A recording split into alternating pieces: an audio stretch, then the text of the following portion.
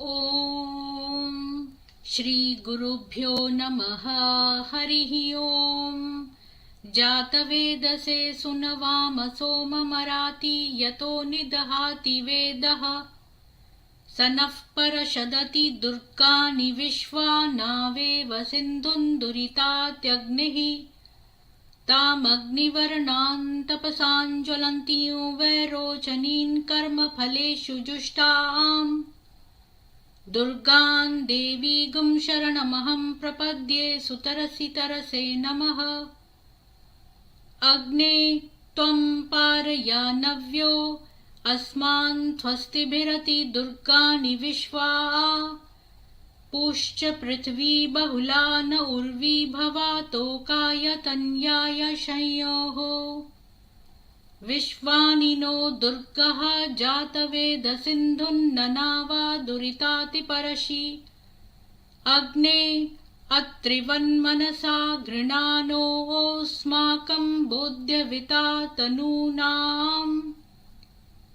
पृतनाजितगुं सहमानमुग्रमग्निगुं हुवेमा परमात् सदस्थात्।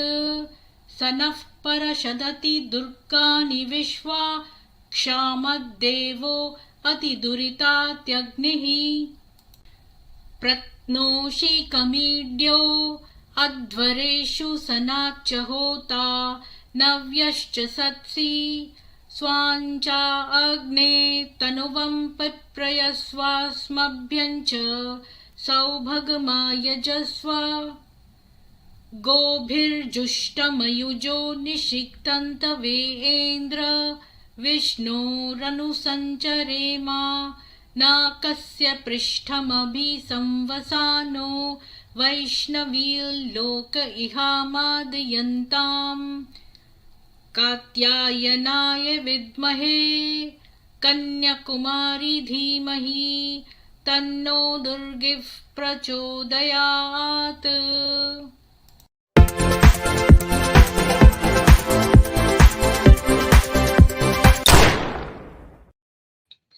सभी को सुप्रभात और जय मां सरस्वती। प्राइमोर्डियल बीइंग जी, आप नए मेंबर बने हैं तो आपका बहुत बहुत आभार और आपका स्वागत है। ये चैनल आप ही का है, आप डेली आया करिए। यहाँ पर 4 स्ट्रीम्स 10-10 मिनट की लगभग हम वेदों पे करते हैं और 8 बजे एक स्ट्रीम करते हैं इस्लाम पे बेसिकली। और ट्यूसडे सनातन सभा होती है, सब लोग जुड़ते हैं। और डेली 8 बजे जो भी स्ट्रीम होती है उसमें भी एक लिंक दिया जाता है और एंड में, और उसमें सब लोग जुड़ के बातचीत करते हैं। तो आप जो है इस चैनल को सब्सक्राइब करिए और ऑल नोटिफिकेशन ऑन करके और सब में शेयर भी करिए। पाटिल जी, आपको जय श्री राम। ईश्वर सत्य है, सत्य ही शिव है, शिव ही सुंदर है। जागो उठ कर देखो, जीवन ज्योत उजागर है, सत्यम शिवम सुंदरम। जी, शिव का मतलब होता है कल्याण। खुशियां आपके कदम चूमे बहन, आपके भी ईश्वर जो है वो सब सनातनियों पे अपनी अनुकंपा बनाए रखे, उनको अच्छा स्वास्थ्य, सुखों का वर्षण और सुरक्षा दे। किरदार तो अक्सर नकाब में ही रहता है, लोग इंसान की पहचान उसकी अदाकारी से करते हैं। जी, ओम गणेशाय नमः। आपको भारत माता की जय। कैसा तंग दिली का वक्त है, बेईमानों का दौर है। बाहर से दिखता जो कुछ वो भीतर से कुछ और है। इंसान के रंग देखकर गिरगिट ने हार मान ली। इंसान है बहरूपिया, अपना तो यूं ही शोर है। वाह वाह, सही बोला। बड़ा भद्र मंगल काम है जान बांटना। जी, कोशिश है, मेरा भी गिलहरी प्रयास है। तो मैं वेट कर रही हूँ इंदिरा जी आ जाएं, जितेंद्र जी आ जाएं, और जो भी पूरा शुरू से सुनेंगे फिर मैं एंड में उनसे ही विनती करूंगी कि वो पैनल पे आके अपने विचार दें। तो सबसे पहले तो मैं न्यूज से स्टार्ट करूंगी। आज हमें 2 मंगेतरें जो हैं वो कवर करनी है, क्योंकि एक तो बहुत ही छोटा सा है। तो खबर पढ़ लेते हैं। मातृभाषा पर बल, प्राचीन भाषाओं का ज्ञान, खेल खेल में गणित। अब 5+3+3+4 पैटर्न पर पढ़ेगा आपका बच्चा। जानिए क्या है NEP 2020। अच्छा, तो वो ये है कि शिक्षा नीति बदल गई है और जो है एजेंडा आज तक कार्यक्रम के सेशन भारतीयता का पाठ की शुरुआत पर केंद्रीय प्रधानमंत्री ने कहा कि पीएम मोदी ने अमृत काल में आह्वान किया है कि वो 2047 तक भारत को एक विकसित देश बनाकर रहेंगे। अभी हमारा डेवलपिंग कंट्री है, फिर वो डेवलप्ड हो जाएगा। तो अभी तो अब 10+2+3 करते हैं ना हम, तो अब हम 5+3+3+4 में बदल दिया है। तो कहा पहले पढ़ाई पहली कक्षा से शुरू होती थी, इसमें 1 से 12वीं कक्षा तक की व्यवस्था थी। ये 12 साल की व्यवस्था थी, इसे बदलकर 15 साल 5+3+3+4 किया है। तो बच्चे का 3 से 8 साल की उम्र में 85% मानसिक विकास हो जाता है। उस हिसाब से शिक्षा में नई चीजों को व्यवस्थित तरीके से सिखाने की प्रक्रिया को 3 साल की उम्र से शुरू किया गया है और ये फॉर्मेट है। अब जो है ना, ये भी होना चाहिए कि हमारे जो बच्चे हैं ना वो गुरुकुल में पढ़ने चाहिए। अगर क्लास में जो है नर पिशाच साथ में पढ़ेंगे ही नहीं तो ये बेस्ट है। तो हिंदू लड़कियां लव जिहाद में भी नहीं फंसेंगी, क्योंकि स्कूल से ही ये चक्कर चलाते हैं। इंदिरा जी, आपको भी जय श्री राम। तो अगली न्यूज पढ़ती हूं मैं बस खाली हेडलाइन पढ़ूंगी। ऑस्ट्रेलिया के उस्मान ख्वाजा ने इजराइल के विरोध में पहना जूता। आईसीसी ने लगाया बैन तो काला बैंड पहनकर उतरे खेलने। कहा गाजा मेरे दिल के करीब है, तो चला जाना फिर गाजा, वहां पर जाके लड़ाई कर, यहाँ क्या कर रहा है। अयोध्या राम मंदिर के मुख्य पुजारी कौन? जिन मोहित पांडे की मीडिया में चर्चा, उनकी नियुक्ति से श्री राम जन्मभूमि तीर्थ क्षेत्र ट्रस्ट का इंकार। क्यों भाई, वो तो बहुत अच्छे हैं, उनकी क्वालिफिकेशंस। तो ट्रस्ट के महासचिव चंपत राय ने कहा कि मीडिया और सोशल मीडिया का क्या है, वो कोई भी नहीं चला सकते हैं। बंगाल के जमालुद्दीन के राम ललान नहीं होंगे राम मंदिर में विराजमान। अयोध्या, हाँ बिल्कुल, क्या बात कर रहे हो, जमालुद्दीन क्यों होगा? बंगाल के जमालुद्दीन के राम ललान नहीं होंगे राम मंदिर में विराजमान। अयोध्या में 3 मूर्तिकार कर रहे हैं प्रतिमा तैयार। न्यूज 24 कर रहा है गुमराह। बिल्कुल जमालुद्दीन की बनाई हुई मूर्ति हम नहीं रखेंगे। बिहार में मृत्यु भोज को लेकर हत्या। सोशल मीडिया में राजस्थान के एक्ट पर बहस। जानिए क्या है मौत के बाद भोजन कराने की परंपरा। बच्चों के साथ, अच्छा सॉरी ये वाला छोड़ गई मैं। सवाल, सैफ के साथ सेक्स सीन कैसे किया? करीना कपूर का जवाब, दिक्कत नहीं हुई, हम पहले से ही डैश डैश चर्चा में कुर्बान का प्राइवेट ऑडिशन। अच्छा, ये प्राइवेट ऑडिशंस देते हैं और करीना को इसने पहले ही यूज कर लिया था, शादी से पहले ही। अस्मत बनी नेहा सिंह। मुस्लिम शिक्षिका ने हलाला के डर से की घर वापसी। महाकाल का आशीर्वाद लेकर बोली इस्लाम में औरतों की इज्जत नहीं है। बच्चों के साथ यौन शोषण, कोर्ट को निपटाने में लग जाएगा 9 साल से अधिक का समय। भयावह आंकड़ों के पीछे कानून के दुरुपयोग की भी कहानी। इसको तो पढ़ने से भी डर लगेगा मुझे। काली मंदिर में पेशाब करने वाला निकला सद्दाम। 200+ सीसीटीवी फुटेज की खाक छानने के बाद उत्तराखंड पुलिस ने दबोचा। परिवार कह रहा है मानसिक रूप से विक्षिप्त है, तो पागल खाने में भर्ती कराए ना, खुला क्यों घूम रहा है। आप ईमेल भेजिए, मैं देख लूंगा। महुआ मोइत्रा की याचिका पर सीजेआई करेंगे गौर। टीएमसी सांसद ने कहा मुझे सदन में बोलने नहीं दिया गया। अप्राकृतिक सेक्स और विवाहेतर संबंध बनाना अपराध नहीं, अंग्रेजों के आईपीसी की जगह मोदी सरकार लेकर आई बीएनएस। अमित शाह ने संसद में पेश किया नया मसौदा। ये क्या चीज है भाई, कहीं शरीयत का वो तो नहीं है?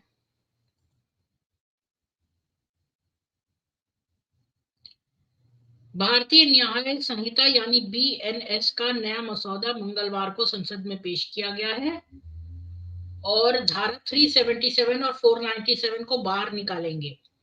धारा 377 जो है वो प्रकृति के खिलाफ जाकर यौन संबंध बनाना, और 497 व्यभिचार से जुड़ी है, और दोनों धाराओं को सुप्रीम कोर्ट पहले ही खारिज कर चुकी है।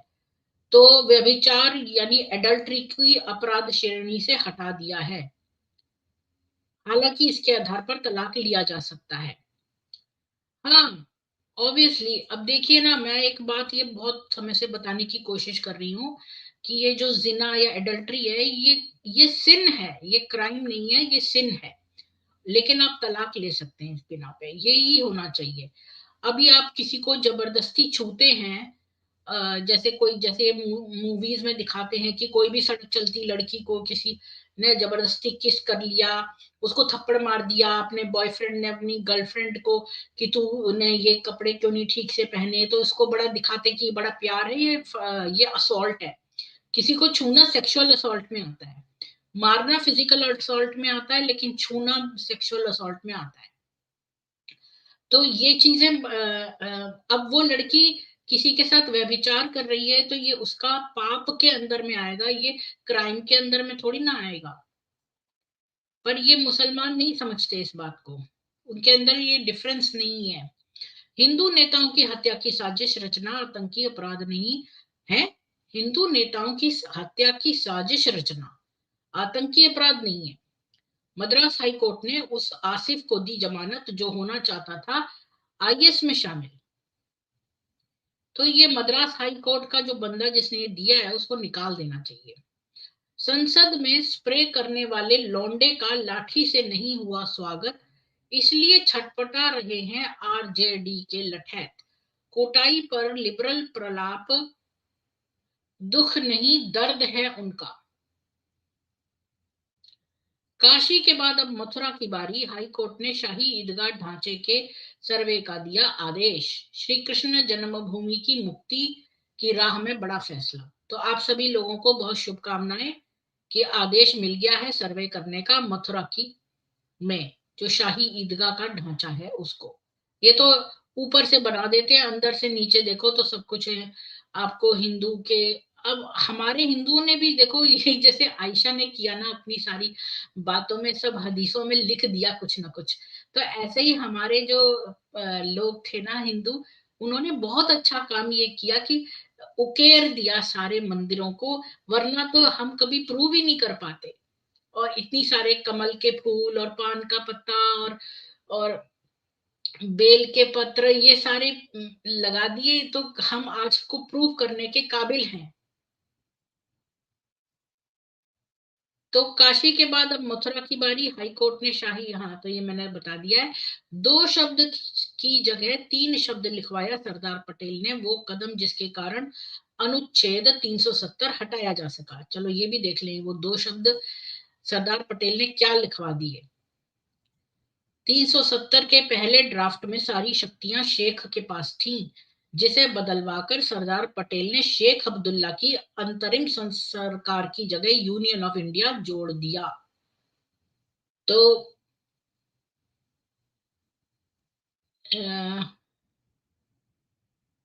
मैं वो देखना चाहती हूँ।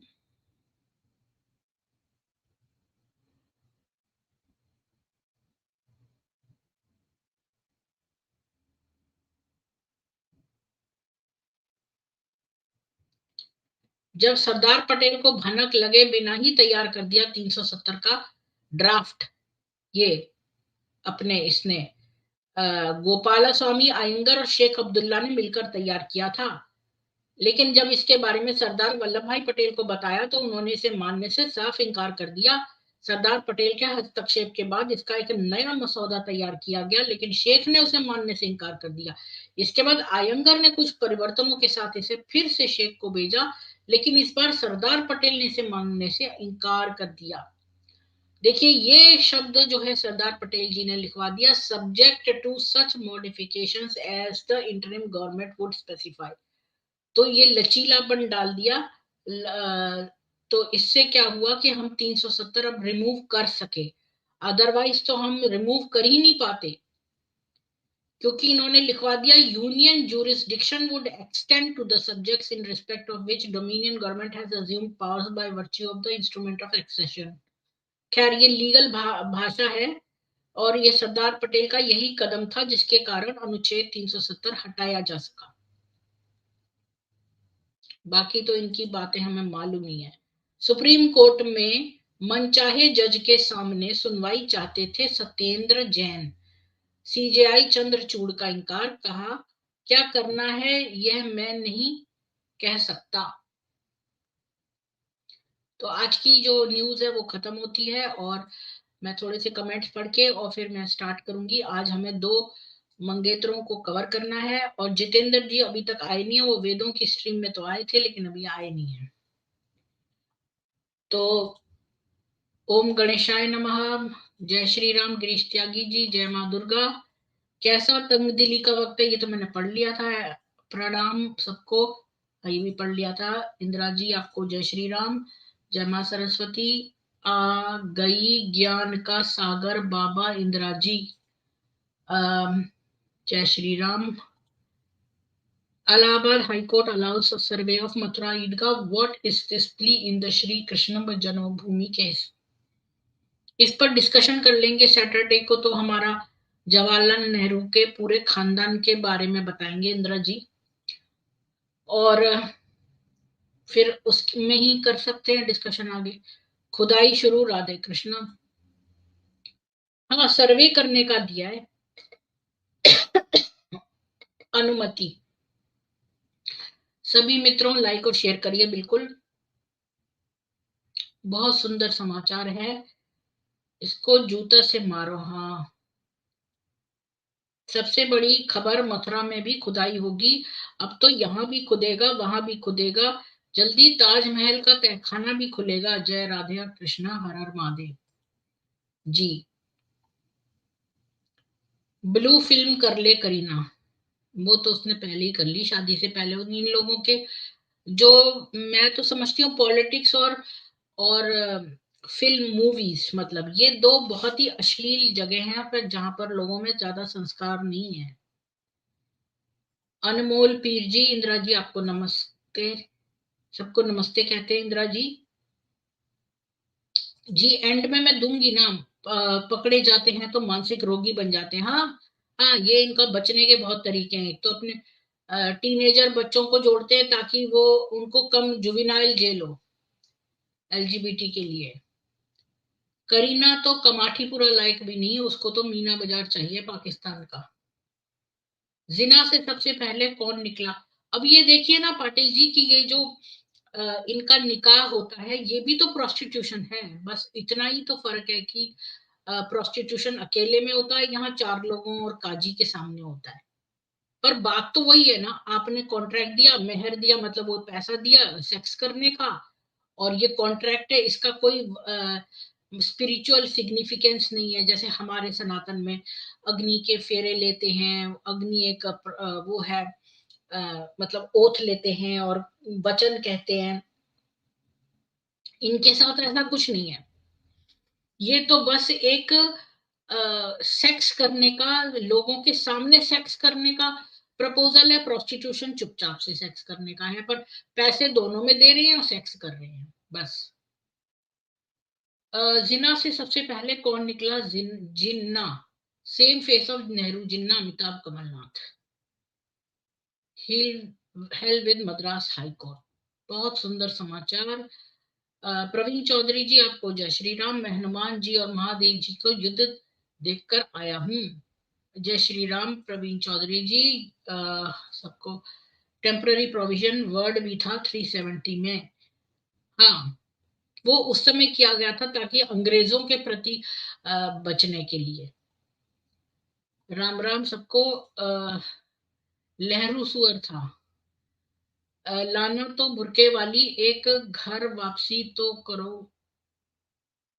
जनवरी में मेरी और ओफो, हर हर महादेव।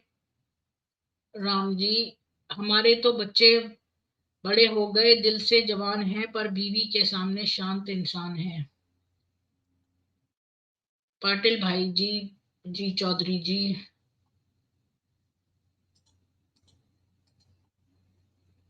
नेता सिर्फ आदमी बनता है, ना उसको कोई बनने देगा। जी पाटिल जी अच्छी शायरी करते हैं, नेता सिर्फ।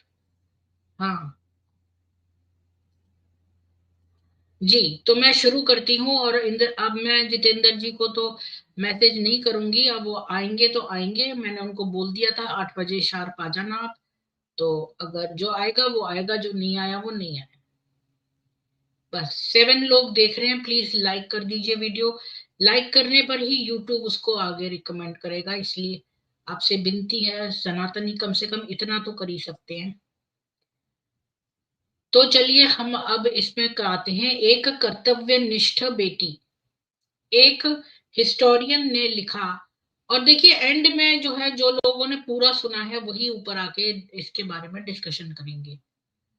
और चूंकि आज जितेंद्र जी है नहीं, तो फिर इंदिरा जी आपको अवश्य ही आना है और मेरा साथ देना है। तो आप शुरू से सुन लेना ठीक से। एक हिस्टोरियन ने लिखा था कि अगर कोई महिला जो है मोहम्मद का प्रपोजल रिफ्यूज कर देती है मैरिज का, तो फिर वो दोबारा से रिपीट नहीं करता अपना ऑफर। यानी कि अगर कोई मोहम्मद ने किसी को प्रपोज किया और उसने मना कर दिया मोहम्मद को, तो फिर वो दोबारा से ऑफर नहीं देता। तो एक एग्जाम्पल इसके बारे में मिलता है कि मोहम्मद ने किसी जिसका नाम नहीं दिया है ऐसी महिला को जो है प्रपोजल भेजा। अ, लेकिन उस लेडी ने कहा कि भाई मैं अपने पिता से पूछ के बताऊंगी। तो उसके पिता ने हामी दे दी। तो जब वो वापस मोहम्मद के पास आई कि अब वो लोग फ्री हैं शादी करने के लिए, तो उसने कहा कि हमने अपने लिए दूसरा मेंटल ढूंढ लिया है।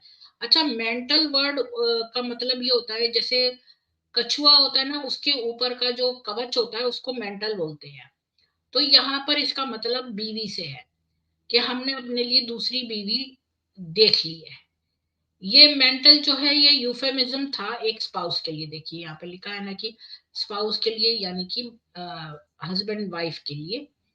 तो ये एक महिला ने मोहम्मद ने उसे प्रपोज किया, लेकिन उस महिला ने कहा कि मैं अपने पिता से पूछ के बताऊंगी। पिता ने हामी भर दी कि ओके है। तो जब वो वापस आई उसने बोला, तो उसने मोहम्मद ने मना कर दिया। अब इस वुमेन की आइडेंटिटी नहीं दी गई है, तो हमने इसका नाम एक कर्तव्यनिष्ठ बेटी रख दिया है, क्योंकि वो अपने पिता से पूछ पूछ के काम करती थी। अब ये नरेशन जो है, जिस किताब में से निकाला है, वो इमीडिएटली जो शरफ की कहानी है उसके बाद ही दिया है।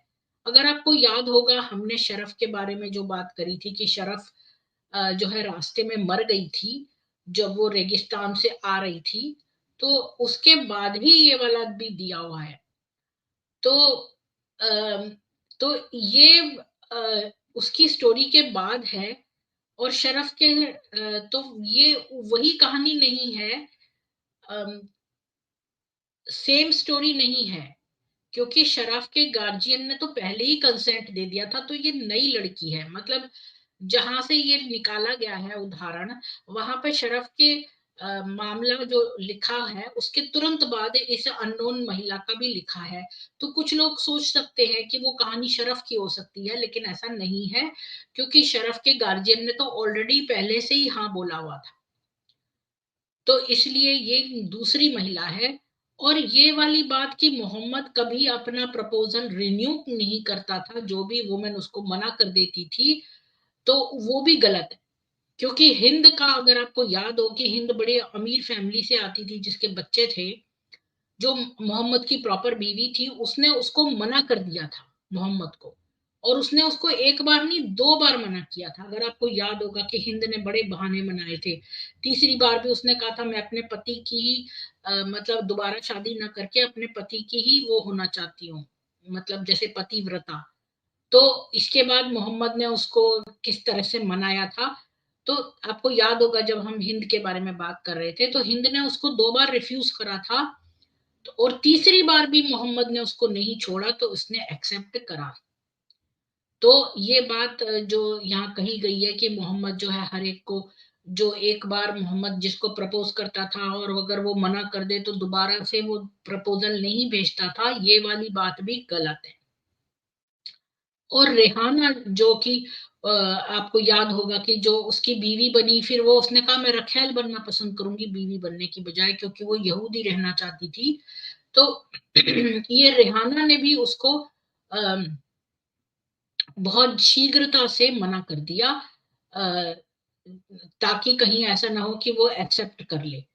और फिर ये भी आपको याद होगा कि उसने, मोहम्मद ने दोबारा से फाकीता को प्रपोज किया था। फाकीता जो थी वो उसके चाचा की बेटी थी, जो उसका पहला प्यार था मोहम्मद का, जिसकी ये उम्म हानी भी इसको बोलते हैं, जिसकी घर में इसने रात बिताई थी, और सुबह लोगों ने रंगे हाथों पकड़ लिया, तो इसने बहाना बना दिया कि वो तो बुराक पर बैठकर मिराज पे गया था, यात्रा पे।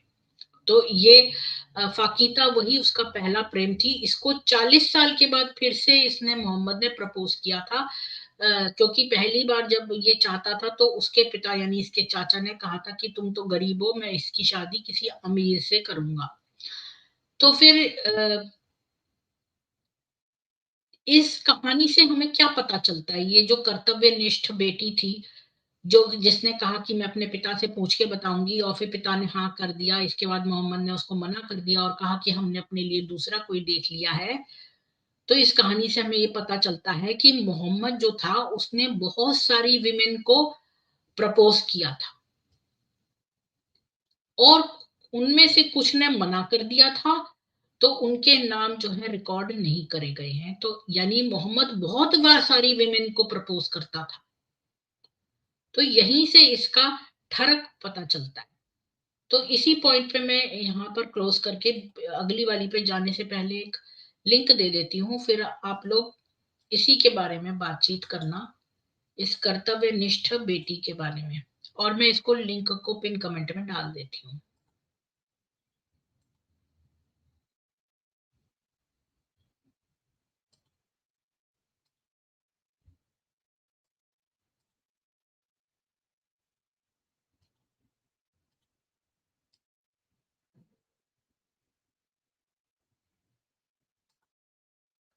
जी, मैंने पिन कमेंट में डाल दिया है।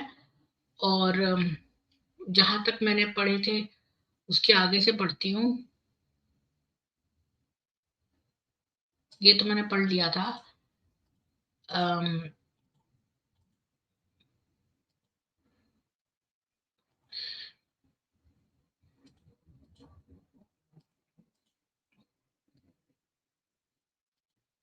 जी, लाइक एंड शेयर करिए। इंदिरा, रशियन MiG-29, आपको हर हर महादेव और बहुत वेलकम है आपका, बहुत दिन बाद आए हैं आप। कभी मेरे दोस्त प्रवीण भाई को उनकी याद आती है। अच्छा, ये तो कोई और बात कर रहे हैं। मैनल ये खुद मेंटल था। पाटिल भाई,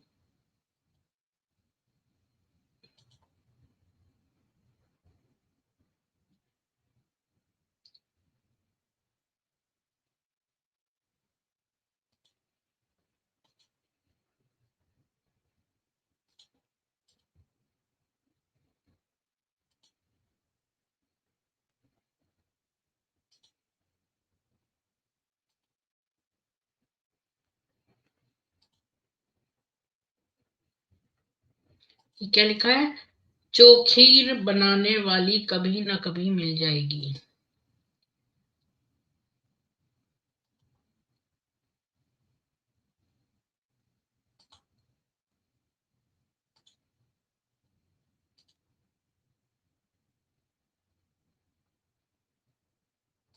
ये तो कोई और ही बात करते रहते हैं, चाहे कुछ भी चलता रहो, इनकी कहानी अलग चलती है। प्रवीण चौधरी की। आ, तो इसके बारे में किसी को बात करने आना है तो बोलिए। कर्तव्यनिष्ठ, इतना निर्कृष्ट व्यक्ति कैसे हो सकते हैं? निकृष्ट। हाँ, जी, तो किसी को अगर इसके बारे में बात करने आना है तो मोस्ट वेलकम। कर्तव्यनिष्ठ बेटी ने अपने पिता से जाकर, अब देखो पिता से पूछना क्या बुरी बात थी? तो वो पिता से पूछने गई तो इसने मना कर दिया मोहम्मद ने।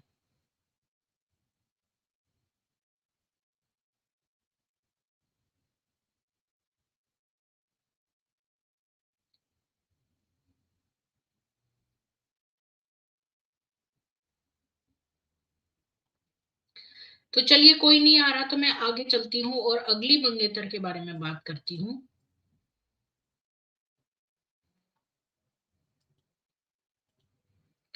उमामा, जिसको गिफ्ट भी कहा जाता है, एक प्राइज, अक्टूबर 629। उमामा जो थी वो मोहम्मद का चाचा हमजा की बेटी थी।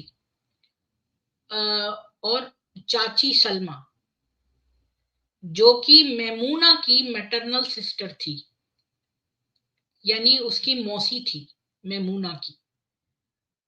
तो उमामा जो थी उसके दोनों पेरेंट्स जो हैं वो इस्लाम में परिवर्तित हो गए थे। इस जो हमजा था वो, आपको याद होगा कि हमजा पैदा हुआ था उसी वक्त जब ये मोहम्मद पैदा हुआ, मतलब मोहम्मद और हमजा, हमजा का पिता और अब्दुल मुतल्लिब जो इसका दादा था और इसका पिता, इनकी शादी एक ही दिन में हुई थी और हमसे हमजा पैदा हो गया था और ये 4 साल बाद पैदा हुआ। ये भी अजीब सी बात है।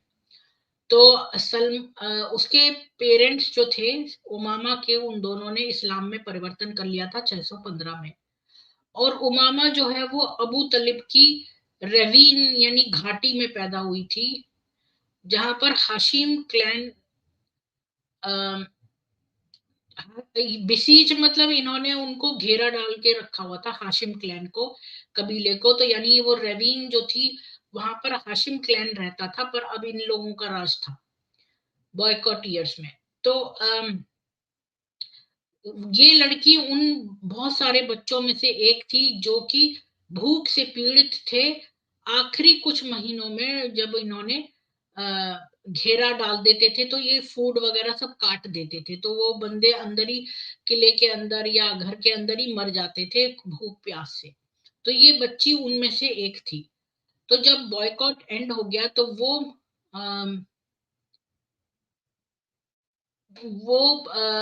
बॉयकॉट पहले ही खत्म हो गया, वो बड़ी बाद में हुई कि वो जो है कुछ भी इसके बारे में याद रख पाती। उमामा तो 5 साल की थी भी नहीं हुई थी जब उसके माँ बाप उसको मदीना ले गए सारे मुसलमानों के साथ 622 में। यानी ये इतनी छोटी बच्ची थी तब। तो इसको बॉयकॉट का भी नहीं पता होगा, या ये भूख से कैसे बचपन में तड़पी थी, 1-2 साल की होगी तब।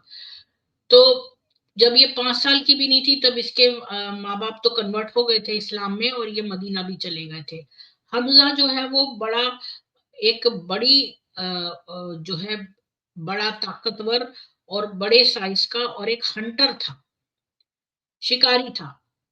और ऐसा व्यक्ति था जिसने शक्ति, मतलब अपना शरीर बड़ा शक्तिशाली बनाया था बजाय अपने दिमाग के। मदीना में उसने 2 और बीवियां ले ली और उसके 5 और बच्चे हो गए।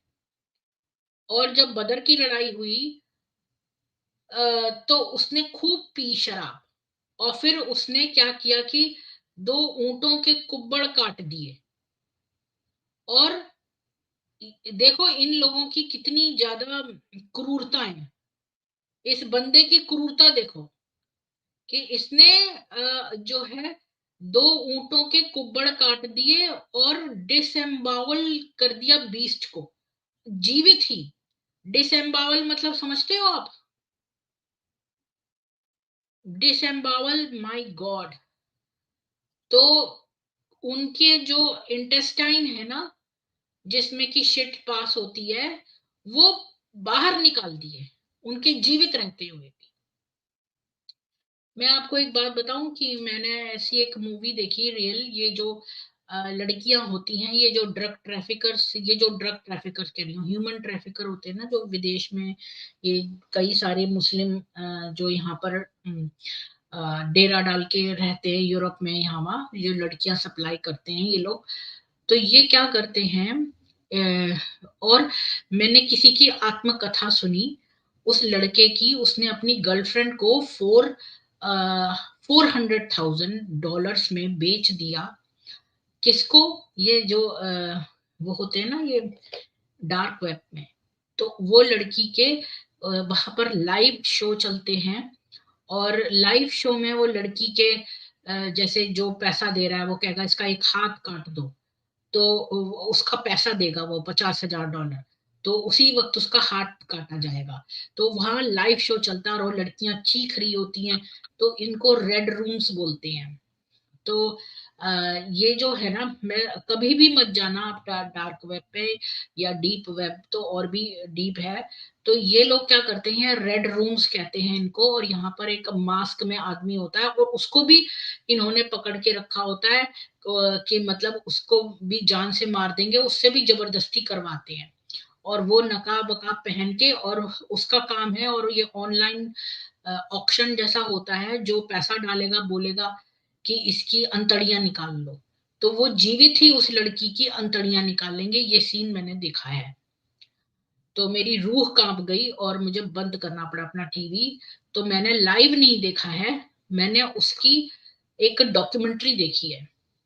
तो ये जो रेड रूम्स होते हैं, ये काम करते हैं। तो अब आप सोच सकते हो कि इनका लिंक कितना डीप है, ये नर पिशाच कहां तक फैल गए हैं। अच्छा, अब आगे चलते हैं। तो ये जो हमजा था, इसने शराब पी के ऊंट के कुब्बड़ काट दिए और उनकी इंटेस्टाइन जीवित में ही रिमूव कर दी। और जब मोहम्मद ने उसको डांटा, क्योंकि वो जो ऊंट थे वो अली की प्रॉपर्टी थी जो कि उसका दामाद था, तो क्योंकि अली की प्रॉपर्टी थी, तो इस नुकसान से जो है अली जो है कोरियर बिजनेस करना चाहता था, वो उसका सेबोटाज हो गया।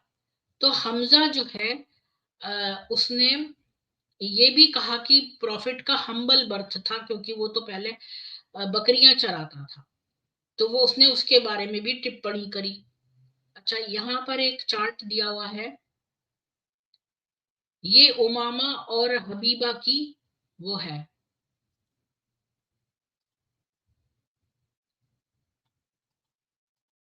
ये देखिए, यहां से आपको दिखेगा ठीक से, ये फैमिली है उमामा और हबीबा की।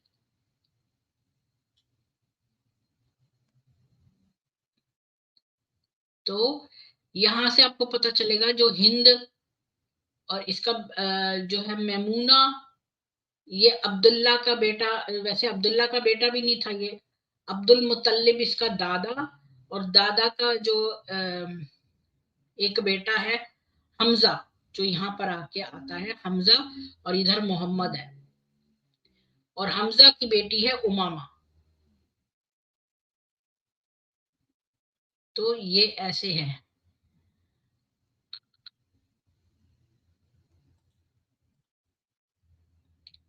तो वो उहुद की लड़ाई में मारा गया था 625 में। कौन? हमजा। जो उसकी बीवी थी सलमा, वो विधवा हो गई, तो उसने उमामा को वापस लेके मक्का चली गई, क्योंकि उमामा तो 5 साल की उम्र की थी तब जब वो मदीना आई थी, 5 साल की भी नहीं थी। तो इससे पता चलता है कि सलमा जो है वो खुश नहीं थी मदीने में, क्योंकि देखो मक्का में बहुत समय से रह रहे थे, तो इन पे सामान था, इनके लोग थे, और मदीना में तो ये अलग से, वहां पर तो जूश यहूदी लोग रहते थे, तो ये अचानक से वहां जाके बस गए, तो इनके पास कुछ भी नहीं था वहां पर, तो ये भिखारियों की तरह थे, लूट पाट करके ही तो वैसे भी गुजारा होता था। तो उनकी क्लोज कनेक्शन थे एनिमी आर्मी से। तो उमामा और उसकी माँ जो है वो मक्का में परफेक्टली सेफ थे। अब ये मुसलमान बहुत इल्जाम लगाते हैं कि मक्का वासियों ने ऐसा किया वैसा किया, पर इनके सारे लोग तो मक्का में ही रहते थे, उनको तो कभी भी नहीं जान से मारा। सलमा जो है उसने दोबारा से शादी कर ली एक पेगन से, मतलब एक काफिर से, जो बकर कबीले का था, और उससे एक बेटा पैदा किया। तो ये सलमा जो थी इस्लाम में कन्वर्ट हो गई थी, ये वापस जो है इसने एक काफिर से शादी कर ली। उमामा जो है बहुत अच्छी तरह रह रही थी अपने सौतेले बाप के साथ, लेकिन वो अपनी माँ की जो बहनें थी लुबाबा और मेमूना, उनके घर में भी जाती रहती थी। और आपको याद होगा कि लुबाबा पहली वो वुमन थी ना, आपने पीछे पढ़ा था कि वो इस्लाम में हुई थी, और मेमूना। तो 4 साल के बाद जब उमामा 12 वर्ष की हुई तो मोहम्मद मक्का में आया, और उसने उसकी जो आंट थी मेमूना, जो मौसी थी मेमूना, उससे शादी कर ली। अब जब वो मेमूना सिटी छोड़ के जाने लगी, तो उमामा तो उससे अटैच हो जाते हैं ना बच्चे, तो वो 12 साल की लड़की ना उससे अटैच हो गई थी, और वो उसके पीछे पीछे भागी और बोलने लगी, अंकल अंकल। तो अली ने उस लड़की का हाथ लिया, और उसने फातिमा से कहा कि तुम अपनी कजन को ले लो, क्योंकि फातिमा तो मोहम्मद की बेटी थी। और अली ने लड़की का हाथ लिया और फातिमा से कहा कि अपनी कजन को ले लो। तो फातिमा ने क्या किया कि उमामा को भी ऊंट पर चढ़ा लिया। यानी ये बेचारी अपनी माँ सलमा के साथ रहती थी, लेकिन ये मौसी से ज्यादा अटैच हो गई मैमूना से। तो जब मैमूना जाने लगी ऊंट पे बैठ के, तो ये भी पीछे पीछे भागी, और अली ने फातिमा को कहा कि अपनी कजन को भी ले लो। तो उसने उमामा को ऊंट के ऊपर चढ़ा लिया। अली ने मोहम्मद को कहा कि आ, हमें अपनी जो डेड अंकल है यानी हमजा, उसकी बेटी को यहाँ काफिरों के बीच में नहीं छोड़ना चाहिए, क्योंकि ये लोग काफिरों के बीच में बेटियां नहीं देना चाहते थे। और पूरी फैमिली ने एग्री किया कि हम उमामा को वापस मदीना ले जाएंगे। यानी उसकी माँ को बेचारी को पता ही नहीं होगा, ये ऊंट पे बिठा के उसको ले गए।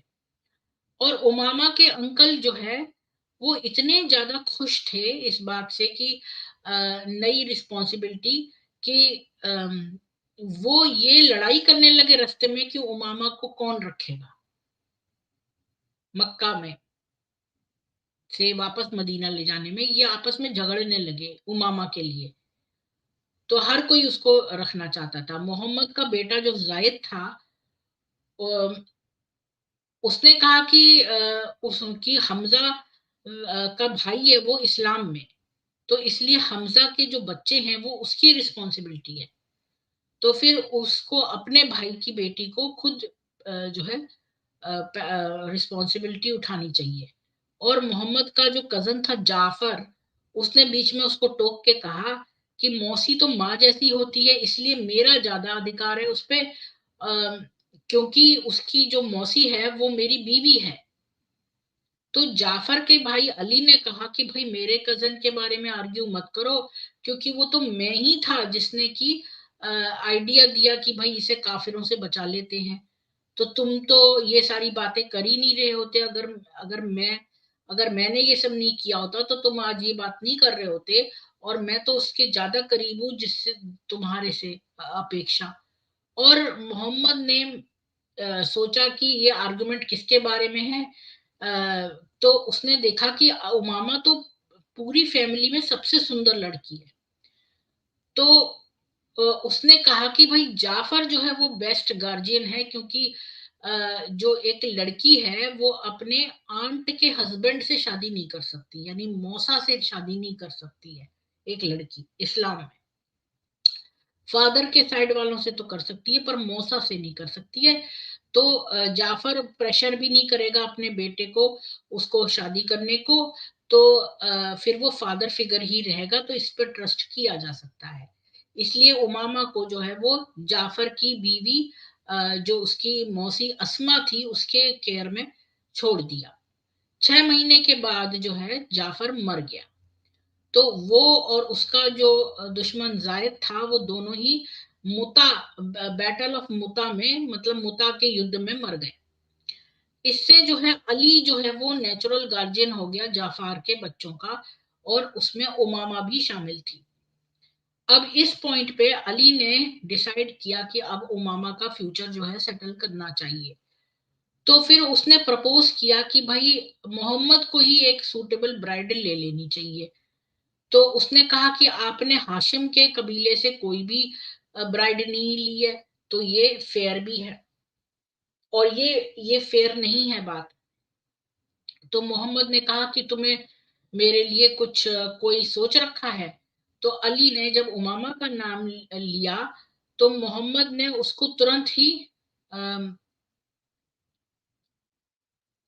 जो है डिसअब्यूज करा, मतलब उसने ये पसंद नहीं किया। उसने कहा कि भाई जैसे जाफर के लिए वो सूटेबल नहीं है, ऐसे हमजा भी मेरा फॉस्टर ब्रदर है, क्योंकि दोनों ने एक ही दाई का दूध पिया था, तो उसकी बेटी मेरी नीस हो गई। लेकिन उसने ये एक्सेप्ट किया कि उन्होंने उमामा को उसकी माँ से अलग कर दिया और उसको मदीना ले आए। तो फिर अब ये टाइम आ गया था कि उसको जो है उसका एहसान भी वापस करे। तो मोहम्मद ने उमामा को फैमिली में ही रखा और उसने उसको एक प्राइज दिया, उसका क्रॉस कजन हिंद का बेटा सलामा।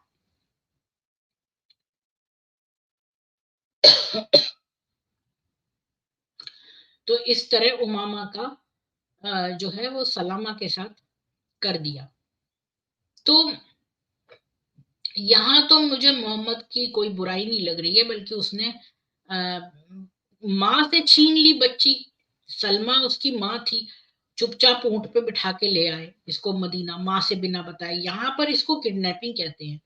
वेस्टर्न वर्ल्ड में अगर एक पेरेंट जो है और हस्बैंड वाइफ अलग हो जाते हैं और एक पेरेंट जो है बच्चे को लेके भाग जाता है, तो उसको किडनैपिंग कहा जाता है, क्योंकि विजिटेशन राइट होता है दूसरे पेरेंट का और माँ को सबसे पहले दिया जाता है चांस। तो ये बात तो है कि इन्होंने माँ से छीन ली बच्ची। और पर बाद में मोहम्मद ने जो है उसको सही किया कि उससे शादी ना करके और हिंद के बेटे से उसकी शादी करवाई।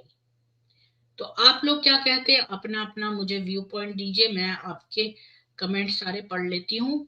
मेरा दोनों लड़कियों का खत्म हो चुका है, और जिन्होंने पूरा सुना है वही आके ऊपर बताए। तो मैं कहाँ तक पहुंची थी यहाँ पे?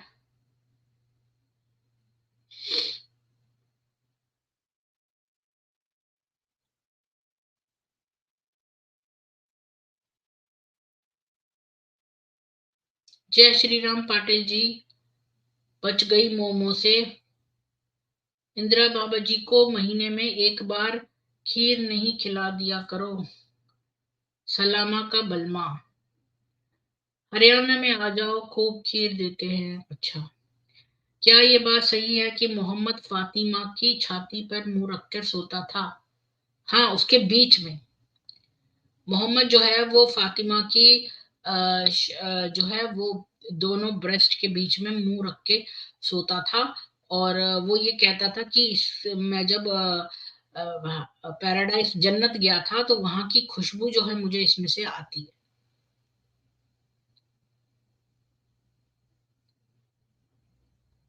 तो मैं देख रही हूँ कि इसका भी मेरे पास स्क्रीनशॉट हो तो आपको दिखा दूं।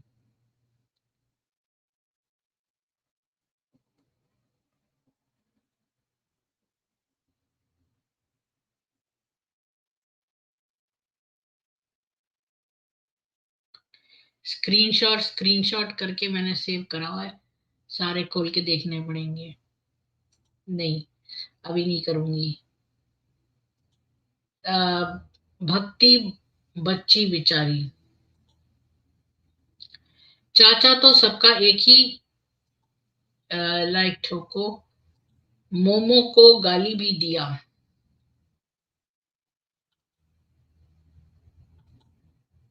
जी,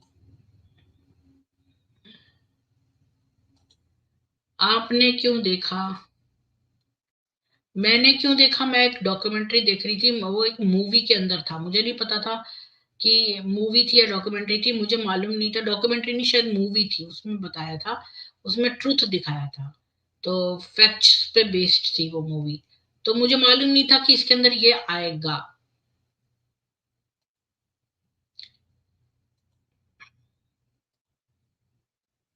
हाँ, ग्रूमिंग गैंग का मतलब होता है कि जब लड़की छोटी हो तब से ही उसको ग्रूम करा जाए।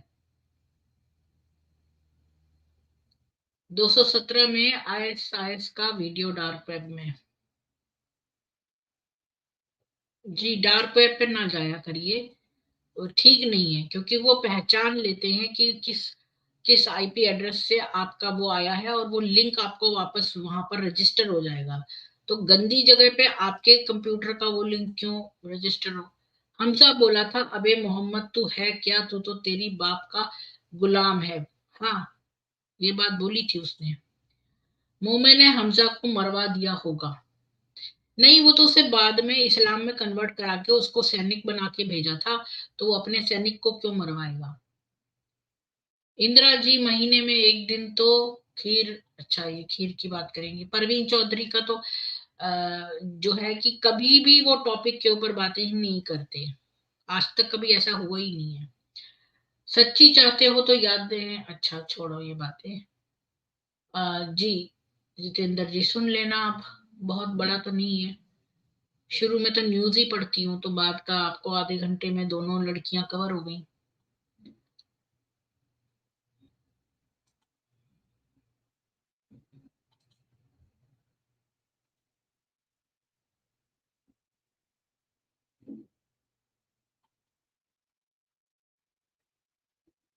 रखेगा या ठोकेगा। नहीं तो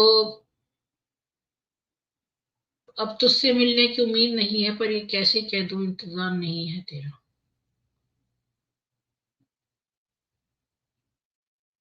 कैसी शायरी करी है।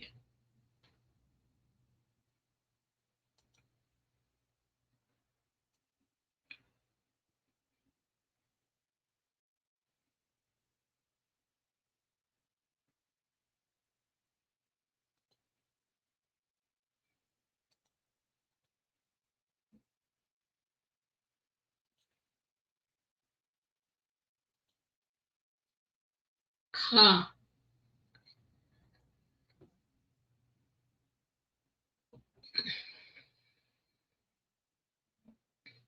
इसका क्या मतलब है, आप कनाडा पहुंच गई हो इंडिया से, तो बहुत ही पुरानी बात है, 1990s की।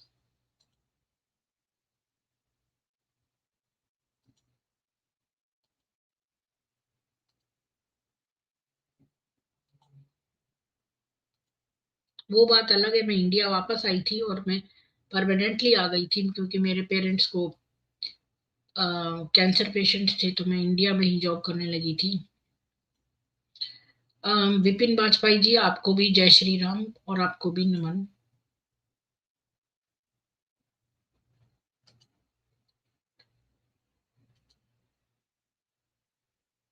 कोई दया प्रेम नहीं था इस मोमो के अंदर, नहीं।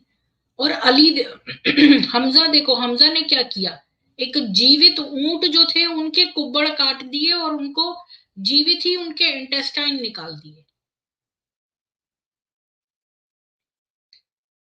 जो चीज जितनी मुश्किल से मिलती है उसका मजा उतना ही आता है। मेरी शादी होगी तो मुझे भी बहुत मजा आएगा।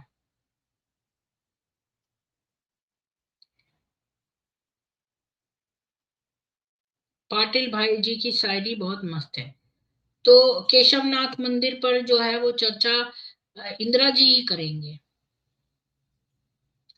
तो इंदिरा जी से ही पूछना पड़ेगा वो फ्री हैं कि नहीं।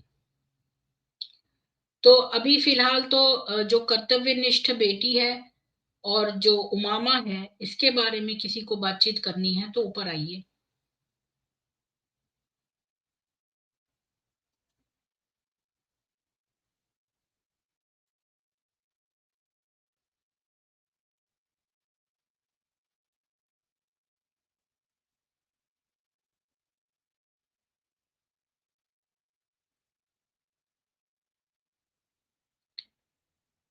तो मुझे लगता है कि कोई नहीं आ रहा है, तो मैं इसका समापन कर देती हूँ।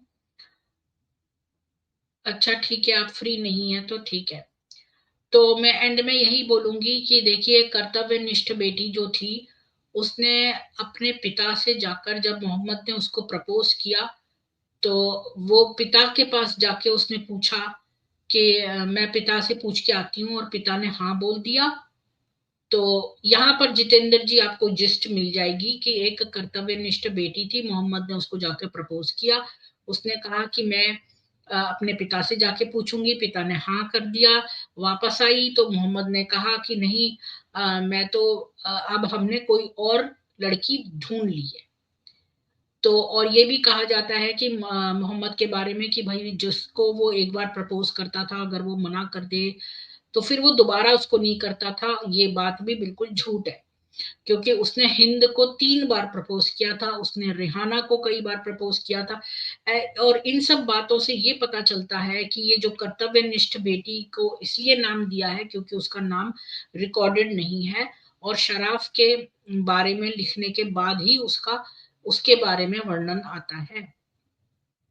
और इसका मतलब यह है कि मोहम्मद बहुत सारी लड़कियों को प्रपोज करता था, और उनमें से कुछ लड़कियां हाँ बोल देती थी और कुछ ना बोल देती थी।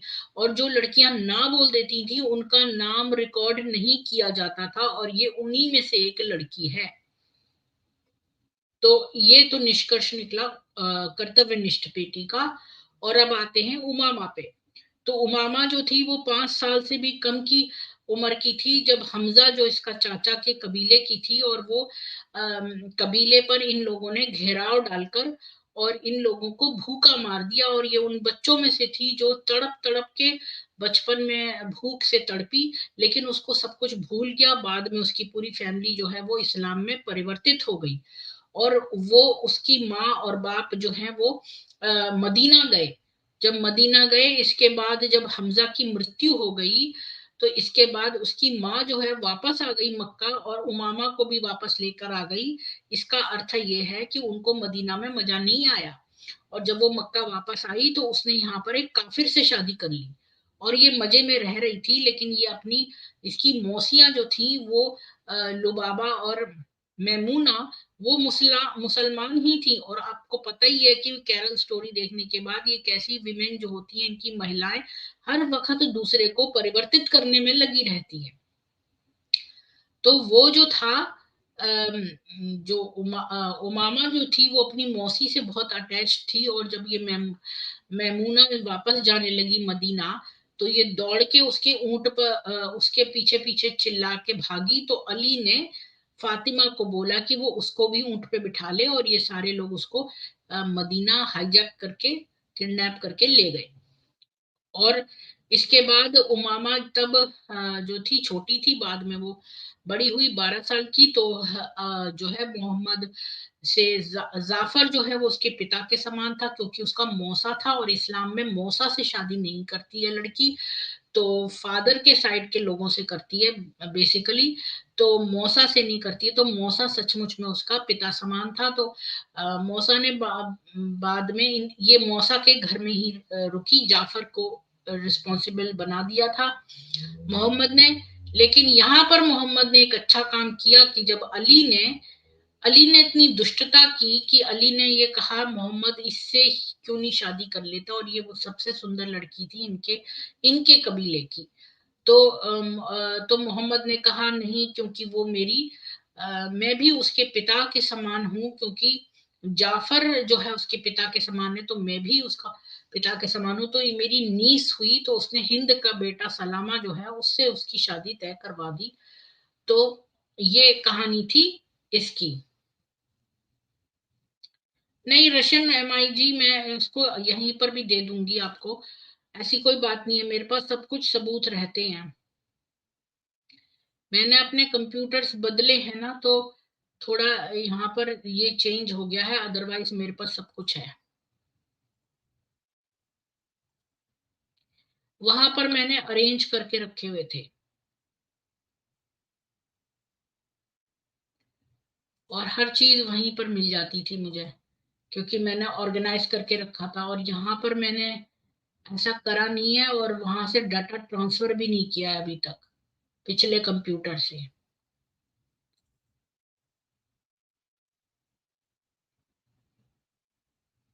लेकिन आपका जो है इच्छा पूरी मैं हर एक की कर देती हूँ।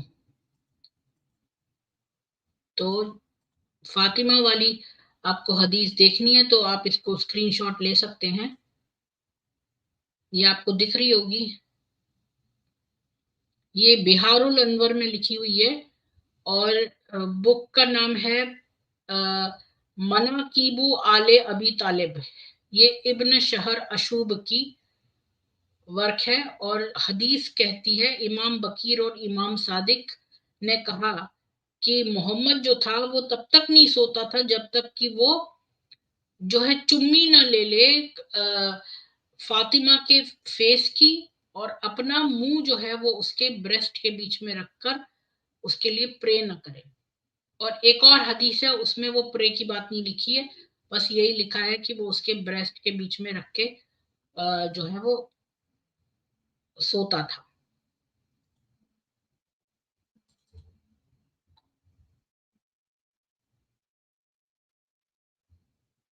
Before going to sleep.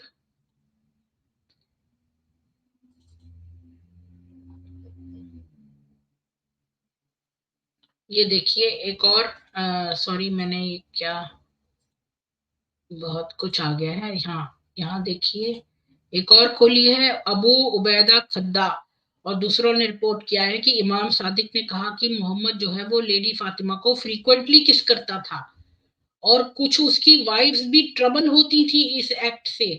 तो अगर वो बेटी की तरह किस कर रहा होता तो बीवियों को क्यों उससे प्रॉब्लम होती अपनी बेटी को किस करने में। वो ट्रबल होती थी इस एक्ट से और ऑब्जेक्ट करती थी। तो जो मोहम्मद था वो कहता था कि मुझे तो आसमानों तक उठाया गया और जिब्रील ने मेरा हाथ पकड़ा और मुझे जन्नत ले गया। और उन्होंने मुझे खजूर दिया जो मैंने खाया। और एक और हदीस है जिसमें उसको एक सेब दिया गया और यहाँ पर उसको खजूर दिया गया, तो दो अलग अलग हदीसों में भी कॉन्ट्राडिक्शन है।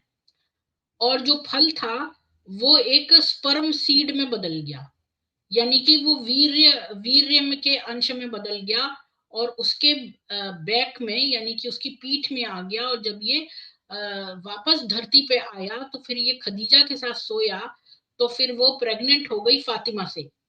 यानी उसका बीज जो है, यानी वीर्य जो है वो उसका उस फ्रूट में से निकल के इसकी पीठ में आके और खदीजा के अंदर चला गया और वो प्रेग्नेंट हो गई, तो फातिमा पैदा हुई। तो ये एक ऐसी हेवनली वुमन है। तो वो नॉर्मल लोगों के बीच में रह रही है, और जब भी मैं जो हूँ जन्नत की खुशबू को मिस करता हूँ तो मैं अपनी बेटी को स्मेल कर लेता हूँ। जी।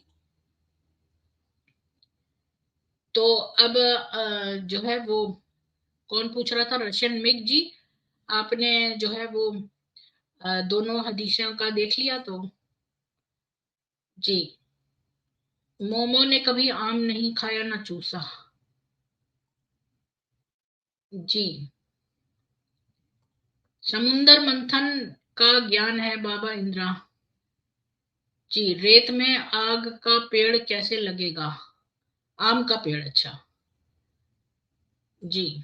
जब रेगिस्तान में बिरयानी बन सकती है, बड़े बड़े आविष्कार हो सकते हैं, तो कुछ भी हो सकता है।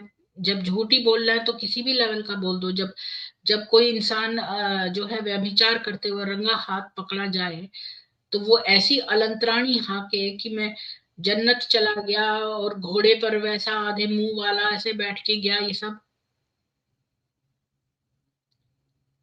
माँ के बाद बेटी से बाकी सब बहाने हैं। हाँ, इसकी बेटी के बारे में भी जो है मैं इंफॉर्मेशन निकालूंगी, इसने बहुत कुछ किया होगा उसका बचपन से ही, क्योंकि ये पेडोफाइल था ना। वैसे पेडोफाइल में मैंने पढ़ा है कि ये लोग अपने खुद के बच्चों से करते नहीं है, बल्कि अपने पोतियों से पहले करते हैं, पोती और नाती से एक जनरेशन बाद में ये लेस गिल्ट महसूस करते हैं। अपने ही बच्चों के साथ करने में ज्यादा बड़ा गिल्ट होता है, तो पोती नाती से पहले करते हैं। हाँ, थू तो बिल्कुल, मैं तो अपना थूक भी बर्बाद न करूं ऐसे पे।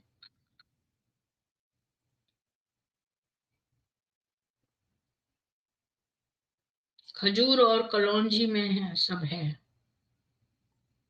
पोते लटक गए थे उसके। जी। तो फिर जो है वो इस स्ट्रीम को मैं क्लोज करती हूँ, क्योंकि मेरे पास और कुछ है नहीं बोलने के लिए उमामा के लिए और कर्तव्यनिष्ठ बेटी के लिए। फातिमा के बारे में भी मैंने दिखा दी है हदीसें, और बाकी रिसर्च करेंगे फातिमा के ऊपर और ज्यादा, कि इसने क्या क्या गुल खिलाए हैं फातिमा के साथ। तो अच्छा, यहाँ पर मैंने जो आपको अभी एक हदीस दिखाई कि ये बीवियां इसकी ऑब्जेक्ट करती थी जब ये अपनी बेटी को किस करता था। अब देखो, जो महेश भट्ट है वो अपनी बेटी को किस करता है तो सारे लोग ऑब्जेक्ट करते हैं। ये फ्रीक्वेंटली करता था। अगर मैं आपके साथ दोबारा से शेयर करूं फातिमा वाला हदीस, तो उसमें ये फ्रीक्वेंटली मतलब बहुत ज्यादा करता था।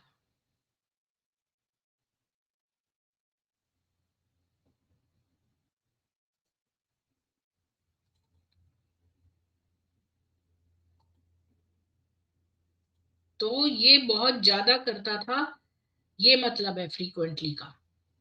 कि देखो, यहाँ कहते हैं some of his wives were troubled in he would kiss lady Fatima frequently.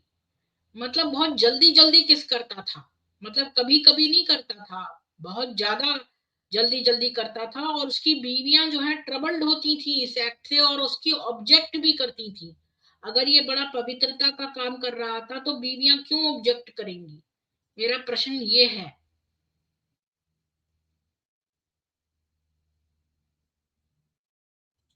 जी, आप इतना धन्यवाद क्यों कर रहे हैं? आप फातिमा पे रिसर्च कर रहे हैं कोई? आज मुझे अपना आर्टिकल मिल गया मेरे रिसर्च का। मैंने इंटरनेशनल जर्नल में अपना आर्टिकल दिया था। जब मेरी पीएचडी नहीं हुई थी उससे पहले ही, जो मैंने पीएचडी के लिए सबमिट किया था। मतलब पीएचडी के लिए आपका एक रिक्वायरमेंट ये भी है कि आपका आर्टिकल इंटरनेशनल जर्नल में पब्लिश होना चाहिए।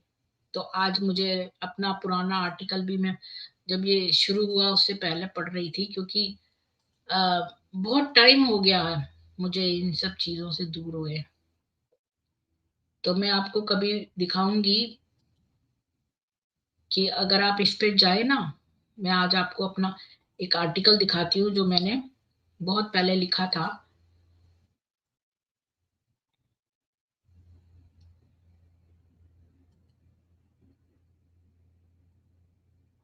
ये है जर्नल, और ये इंटरनेशनल जर्नल है, इसमें मेरा आर्टिकल छपा था।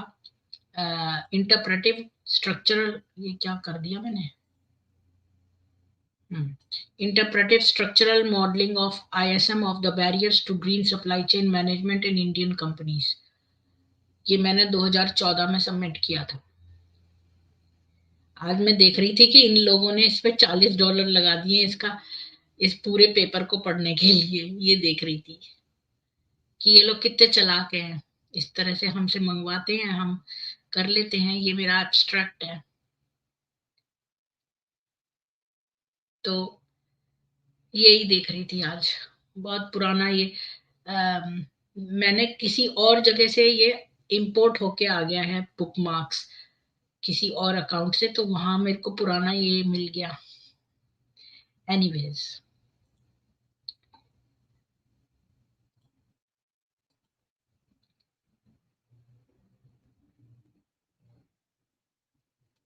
जी, हाँ, ये तो मेरे पास निकला रखा था, पर मुझे वो किताब चाहिए जिसमें कि ये दिया हुआ है, उसमें वो हम पूरा डिटेल पढ़ेंगे। तो ये जो किताब है ना, इसका नाम था बिहारुल, क्या नाम था इसका, वो मैं ढूंढूंगी और उसके ऊपर मैं और लेकर आऊंगी। ये किताब जो है ना, बिहारुल अनवर, इसको और पढ़ेंगे, और इसमें फातिमा के बारे में भी जानेंगे। उसको बड़ा पूछते हैं ना शिया लोग। हाँ बिल्कुल। जय सनातन वैदिक हिंदू विश्व। जेल में मैं एक शायर लिख रहा, एक मुलाकात की आस में मैं जिंदगी गुजार लूंगा, तुम हाँ तो कहो, तुम्हारे लिए उम्र भर इंतजार करूंगा। प्रवीण चौधरी जी के लिए। एक ने लिखा कि मैं हमने उनकी याद में, एक मिनट, हाँ,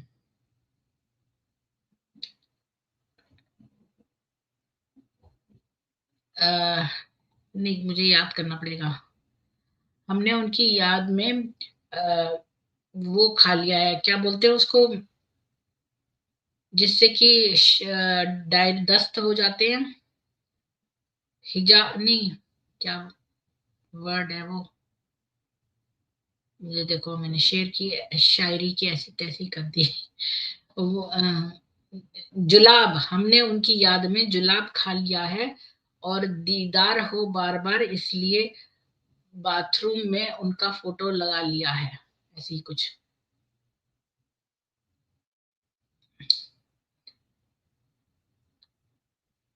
हाँ जुलाब, जमाल घोटा भी है जी। हमने उनकी याद में जुलाब खा लिया है, और दीदार हो उनका बार बार बाथरूम में चित्र नहीं है, मैं फोटो लगा लिया है। हम्म। फातिमा की कब्र का पता नहीं चला आज तक जी। तो आप सभी लोगों पर ईश्वर की अनुकंपा रहे, आपके ऊपर ईश्वर सुरक्षा दे, सुखों का वर्षण करे, अच्छा स्वास्थ्य दे, सभी सनातनियों को शक्ति दे। हर हर महादेव। जय सनातन वैदिक हिंदू विश्व। और फिर मिलेंगे कल। और भूलिएगा मत, कल हम जो है गजिया के बारे में बातचीत करेंगे, जो कि बहुत ही इंटरेस्टिंग है, क्योंकि मोहम्मद ने उसको थोड़ी लूज वेजाइना के कारण ही छोड़ दिया था। इनकी क्या शायरी है, एक काजल तुझको, मुझको अब तुझसे मोहब्बत नहीं रही है, जिंदगी तेरी भी मुझे जरूरत नहीं रही, बुझ गए अब प्रवीण भाई के इंतजार के वो दिए, कहीं आसपास भी उनकी आहट नहीं रही। वाह वाह, प्रवीण चौधरी जी को तो मजा आ गया जी। जी मैं वो देख रही थी, एक आती है पूजा करके, वो बड़ा हरियाणवी डांस करती है, बड़ी अच्छी सी लड़की है, यंग सी। जी।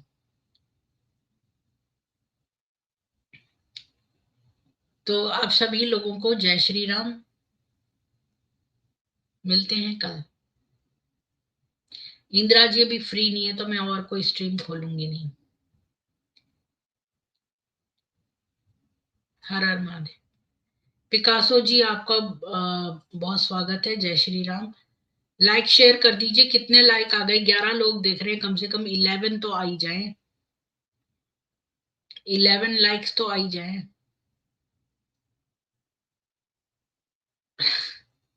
हाँ जी। सब लोग कितने लाइक्स आ गए हैं।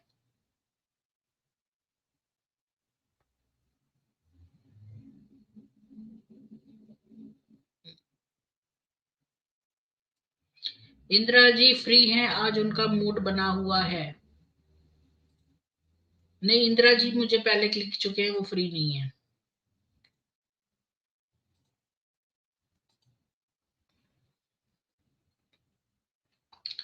जय श्री राम। मिलते हैं कल सामवेद में। अच्छा 22, मैं सोच रही हूँ साल, अच्छा 22 लोग हैं, लाइक्स हैं 29।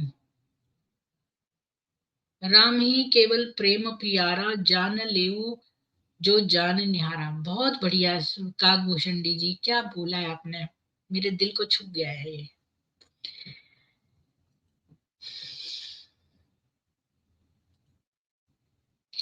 29 प्रवीण चौधरी जी कह रहे हैं, अनमोल जी कह रहे हैं 22 हैं। चलो मैं देख लूंगी। जय श्री राम। मिलते हैं कल सामवेद में। आज बड़ी ठंड है यहाँ पर, मैं तो शॉल निकाल के ओढ़ी है, सुबह से इतनी ठंड थी, सुबह ही ओढ़ लेनी चाहिए थी मुझे। -9 है।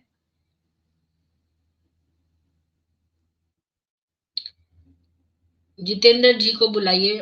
भाई मैं तो सबको इनवाइट किया है, पर कोई नहीं आ रहा, तो मैं क्या कर सकती हूँ, मैंने पिन कमेंट में भी डाल दिया है। जय श्री राम फिर।